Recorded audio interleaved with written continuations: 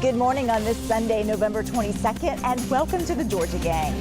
The money flows into Georgia as Republicans and Democrats launch new attacks in Georgia's 2 U.S. Senate races. Georgia's hand recount is complete and the results don't change, but President Trump continues his accusations and legal challenges. And will anyone from Georgia be heading to Washington to join the president-elect's cabinet?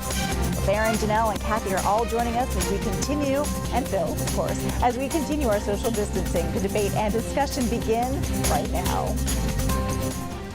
From the Fox 5 studios, the Georgia Gang starts now. Tens of millions of dollars pouring into Georgia's 2 U.S. Senate races as Republicans and Democrats, along with the groups supporting them, battle it out on the airwaves.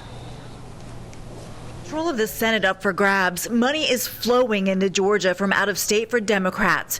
Raphael Warnock has received 80% of his contributions from outside of Georgia, 83% for Jon Ossoff. Democrats say it's up to Georgia to flip the Senate blue. Republican incumbent David Perdue says it's up to Georgia voters to make sure there's a system of checks and balances. Senator Perdue has declined an invitation by the Atlanta Press Club to debate Jon Ossoff. The debate will go on as planned, but with an empty podium for Senator Perdue. Phil, lots to talk about here. Why not debate Jon Ossoff? Senator Loeffler said yes to the invite and will debate Raphael Warnock. Why the difference in strategy here?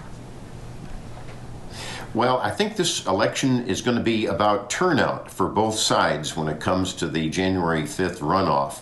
And actually, Perdue and Ossoff have debated twice already. And if you look at that Fox 5 Insider Advantage poll, you only have 2% undecided in this race. So that's why I say it's turnout. That's why I think Perdue wants to go to the grassroots and pull out every voter. And of course, the Democrats are going to be doing the same thing to pull out every voter they can. So I think Ossoff isn't serious about debating. He's proposed 6 debates between now and January 5th. That's absurd. Theron, you heard Phil say this, and the Perdue camp says, they've already debated twice before the November election, and they'll focus their efforts on the campaign trail. What do you think? Well, if you really look at who's been campaigning the most on the trail, being out and about throughout the state, I definitely think that's been Jon Ossoff. You've seen that they're doing rallies not only in Metro Atlanta, but they're also doing rallies outside the metro area. Of course, these are drive-in rallies with people doing their best to socially distance and wear masks. But I've said this before, Lori, I would not want to debate Jon Ossoff right now. He is on fire. If you look at the past debates that he had with Senator Perdue, I think many Democrats and Republicans think that Jon Ossoff definitely won that debate. And so there is the power of incumbency to really be fair here with Senator Perdue, where he feels that he doesn't need to really explain his record to the people of Georgia because they should already know his record. But I think the problem is that Jon Ossoff has effectively been able to attack that record, and so him not sort of doing the debate leaves Jon Ossoff the opportunity to continue to define and redefine his record. Kathy, we'll flip it over to Senator Loeffler's race. Her campaign has unleashed a lot of opposition research, and we knew Republicans would be going through Raphael Warnock's sermons over the years. Her campaign really is trying to paint him as an un-American socialist who wants to defund the police. We knew these attacks were coming. What do you think about the strategy? Well, I don't think people are going to listen to it. People are really interested in hearing some information about the people that they're looking to elect. And of course, everybody's used to the negative ads. I certainly don't listen to them anymore. There's nothing more being revealed. And I think Warnock was right when he said it's going to be everything and that he hates puppies. You can take comments that any person has made over the history of their life and taken out of context, we've probably a really crazy story. And that isn't speaking to now. What's speaking to now is, how are we going to distribute vaccinations? Are we going to get aid before the end of the year?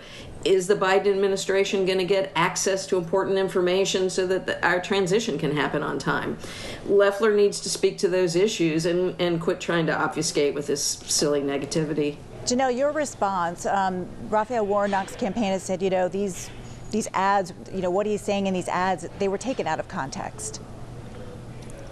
Well, yeah. Well, first I want to apologize for any background noise you may hear. I'm at the Vice President's event this afternoon, and we have the Secret Service kind of walking around. But I will say that what the Loeffler campaign is doing is just showing you the real Raphael Warnock, not the one that he wants to exemplify, which is the Warnock that has, dogs and church music in the background of his commercials. We're showing you that this is what he really believes. We're simply showing messages that he has said out of his own mouth. These are not speculation. So I think that that's where we're coming from when it comes to that stuff. And I think it's important to understand that this is a party, the Democratic Party, that wants to exemplify some form of unity, but I'm not seeing any of that. You have Republicans who can't eat outside at a restaurant. So this is where we have to really face the facts. We're just showing the reality and not focusing on the delusion or the fantasy that we want to show people.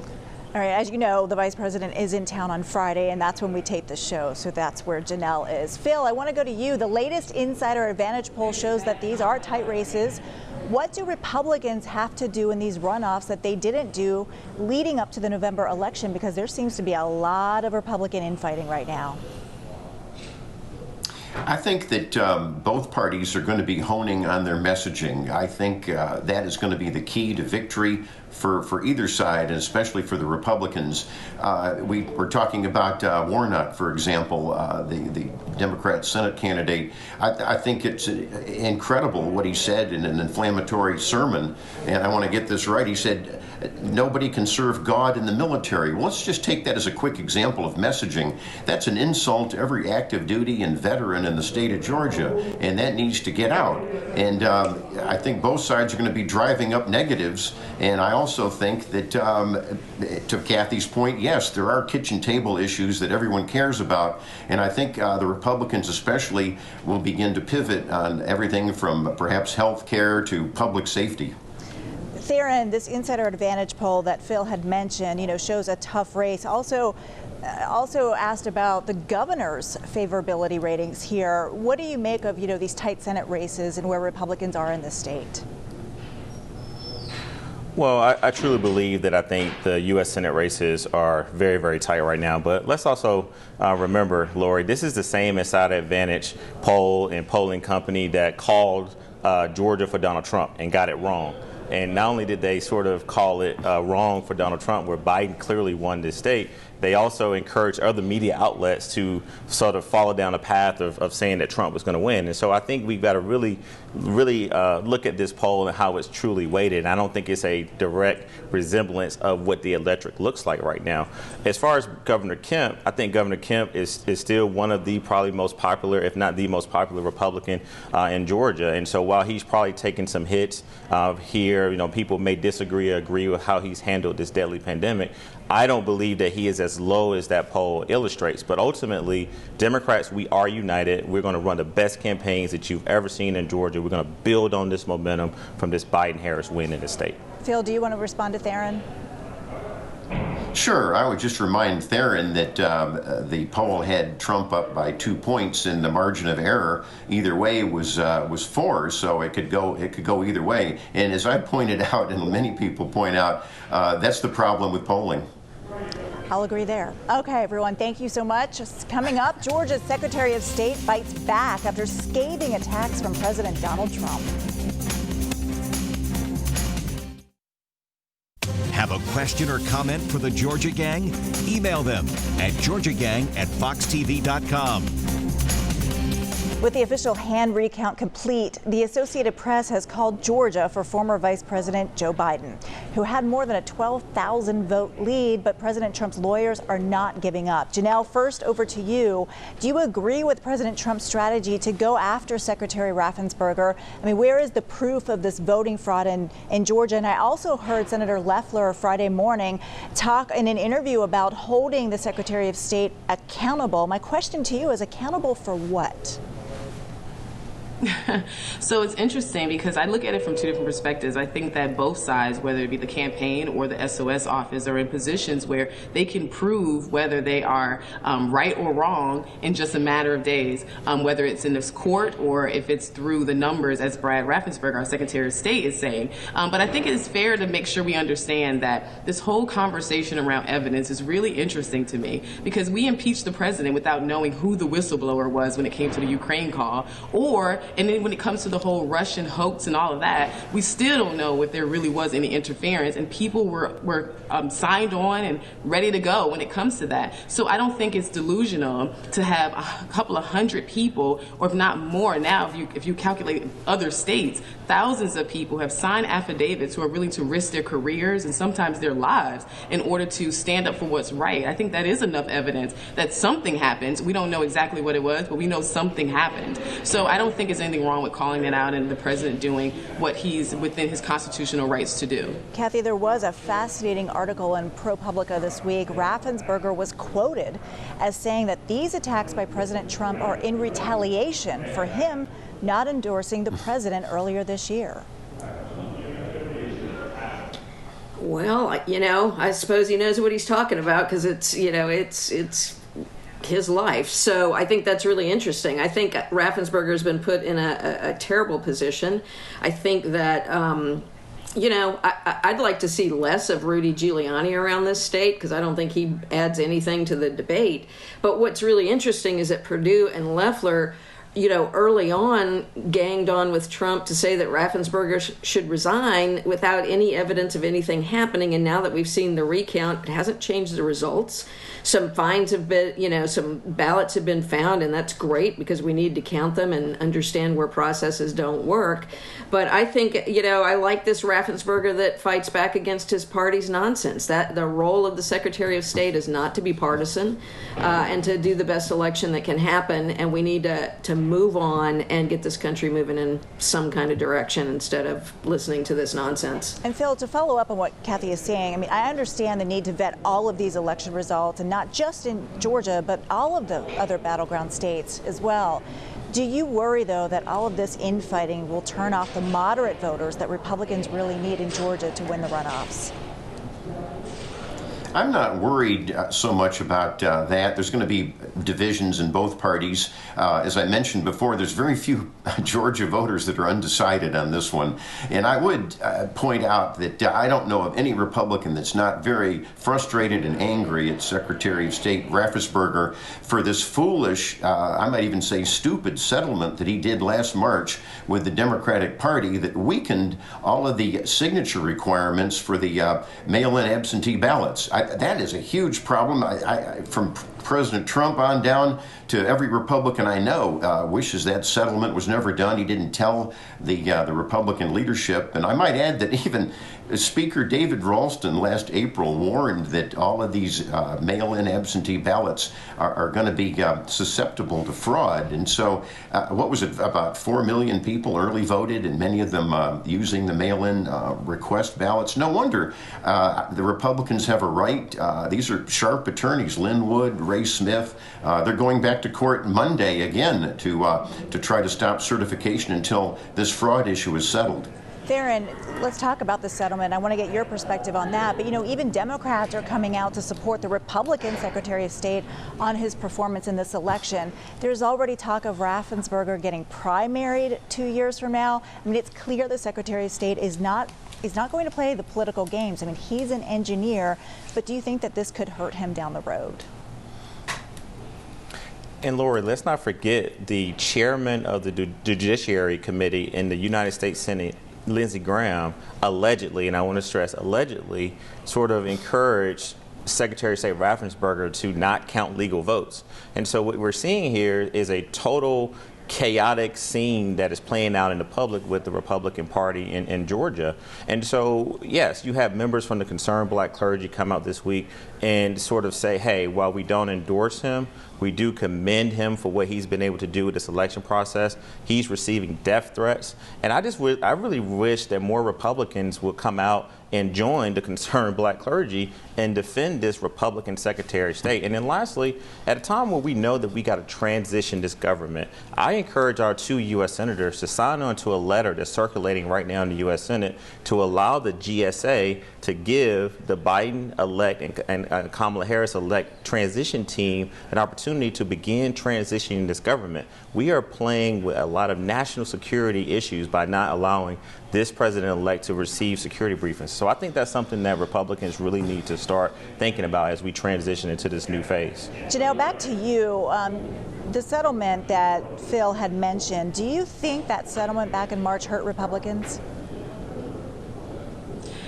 You know what? I do think that it definitely played a major role. I don't know yet if it hurt us or not, but I do think it definitely played a major role. But I have to say something. When I hear Theron talking about national security threats by not giving the projected president access to national security information, I think that is the national security threat. He's not he's not even president-elect because we have not certified anything. So I don't think it's fair to start transitioning power without there being any proof that this is the actual president. At this point, he's still a voter and a citizen just like all of us. So I think that it's important to make sure that's very clear that projected does not mean elected. But as it relates to the Republicans here in Georgia, I think that one thing is for sure, we are certainly united as it relates to these Senate races, despite what is happening as it relates to the president and our Secretary of State. Kathy, last word in this block on this.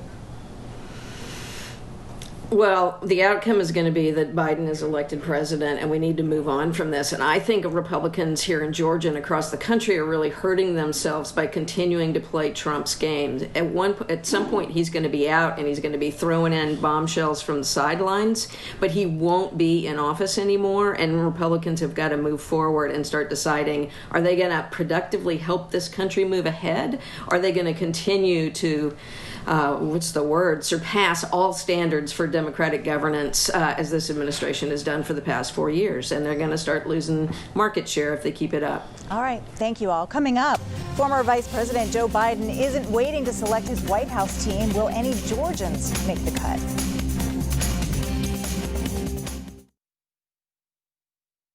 Join the discussion on the Georgia Gang Facebook page and watch past episodes on the Georgia Gang YouTube channel. As former Vice President Joe Biden starts to pick his White House team, there's lots of speculation on whether Atlanta Mayor Keisha Lance Bottoms will be heading to Washington. And Theron, you know I'm coming to you for this one. You're close with the mayor. Can you give us any insight? Well, I'll tell you, one of the things about being close to the mayor, and it's all of us who know her, she is very, very private in her personal life and also when it comes to big political decisions like this one. She has not given me or anyone any indication that she's not focusing on any other thing but being mayor of Atlanta. She wants to make sure that she focuses on this public safety issue that we have in the city, and she is waking up every morning doing that job. However, I do believe she should be strongly considered for a cabinet position, but ultimately the mayor's got to make a decision that's going to be best for her, her family, and her political career. And so I think we just got to stay tuned, but nothing to report just yet. Spoken like a true friend, huh, Theron? Kathy, what about Stacey Abrams, who's getting a lot of credit for Joe Biden's win here in Georgia? Well, my guess is that Stacey Abrams can do anything she wants to do right about this point in time. I have no indication one way or the other what her plans are, but I do think that she's done a remarkable job of helping Democrats in Georgia really build a platform for winning and for staying focused on what needs to happen. And I think that work is going to continue from now until January 5th. And then I think Leader Abrams gets to pick her future on her own. Janelle, where do you see perhaps Mayor Bottoms or Stacey Abrams playing a role in a Biden administration?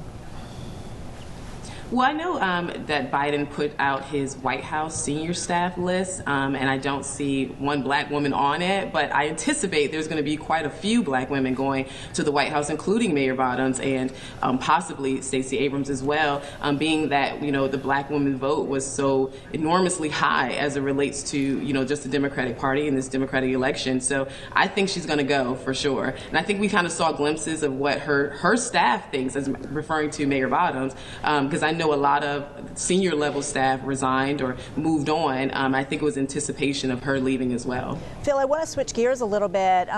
Theron had mentioned that the mayor is focused on the crime rate in Atlanta.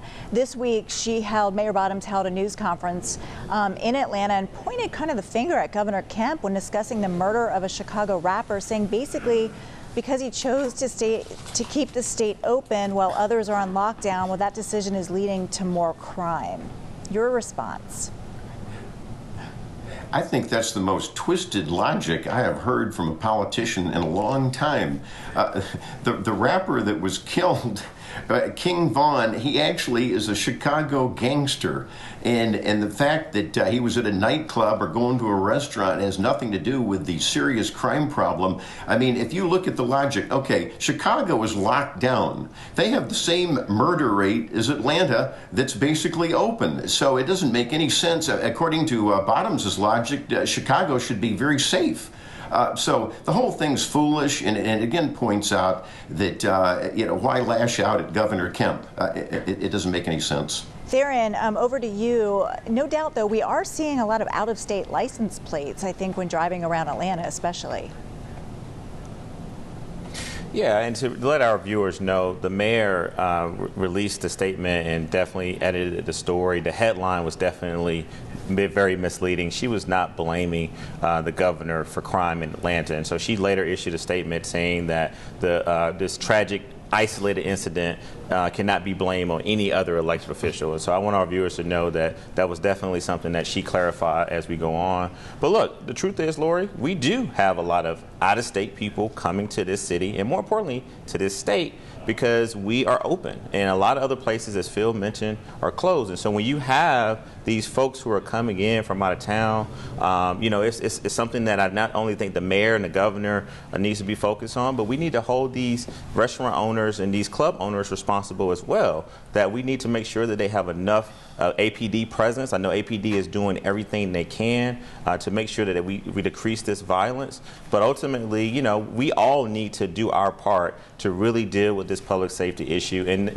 not let the media start getting us into pointing fingers at one another. So again, the mayor definitely clarified what she meant. She was not blaming Governor Kemp for the overall crime issue in Atlanta, but because of the decision to continue to be as open as we are with these isolated new events, that was the issue that she was focusing on. All right, we'll leave it there, everyone. Coming up, we'll have winners and losers. Stay tuned.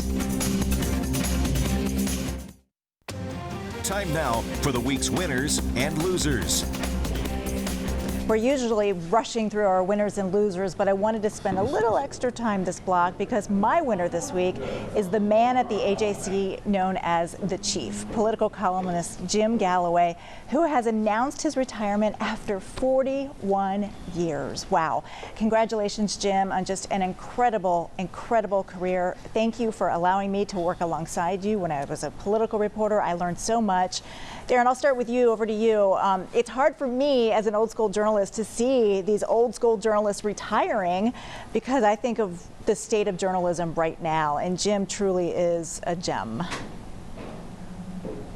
Absolutely. The Chief has been someone that I've definitely developed a very strong relationship over the 20 years that I've been working in politics. And the thing that I love most about Jim Galloway is that you didn't always agree with him. So even when you disagree with him, he would listen. And so one of the things that I would encourage future journalists and people who are in the journalist world now to make sure that they understand that Jim Galloway was a person who always called balls and strikes and told the truth. So definitely want to give him a tribute as well. Great. All right. You got a loser this week, or winners and losers? We'll keep going. Oh, absolutely. So let's start with what happened this week and with the Senate leadership on the Democratic side and the House leadership. So Senator Gloria Butler, Senator Elena Parent, and Senator Harold Jones was elected in Senate leadership. So Gloria Butler would be the new minority leader in the state Senate. And also State Representative James Beverly, State Representative David Wilkinson, and State Representative Billy Mitchell, where James Beverly would be the minority leader in the state house. And so definitely want to make them my winners this week. And of course, Joe Biden, Kamala Harris for winning Georgia. Absolutely. You see the hat. I got a cigar here that I'm going to light up later, Lori, to celebrate, but definitely want to make them a winner as well. All right, Phil, over to you. I know Jim Galloway personally, and I like him. He has done a good job in journalism, except in the last few years, he just morphed into a Democratic propagandist. So I wish him well as he goes to the retirement home for Democratic propagandists. And I also want to make a winner. Of course, last Sunday was the Masters tournament end, and Dustin Johnson was the champion there. And I have to say, our Secretary of State is a loser, Brad Raffensperger. I referenced to this settlement last March that he entered into with the Democratic Party, and it was just unwise. All right, Janelle, over to you. We have about a minute 20 left. Okay, well, I want to say first, happy Thanksgiving to everyone. I know that the time of this taping is that Friday, but Sunday we will be going into the week of Thanksgiving week, so happy Thanksgiving. And I want to give a special shout out to all the staff members, the interns, and everyone who's working on the Loeffler and Purdue team. You guys are fabulous, so special shout out to you. And I do have a loser. My loser is former President Obama for making a statement that the black men who supported the president didn't support him because of his economic plan or because they're business owners, but because they love bling. And I think that is an insult. So he is my loser this week. All right, Kathy, over to you. Well, really, need I say more? But I will. Let me think of a couple winners. One, I want to give a shout out to Daniel Blackman, who's in the Public Service Commission runoff that will also be on January 5th. I hope people will pay attention to that one because it's an important seat, and I think Mr. Blackman's going to be a great addition to the Public Service Commission. And then just want to call out again, David Schaefer, Doug Collins, go on home. We don't want to hear anything more from you on the elections. Thanks. All right, we'll leave it there. Thanks, everyone. And thank you for joining us. Have a happy Thanksgiving. Make it a safe and healthy one. Bye-bye.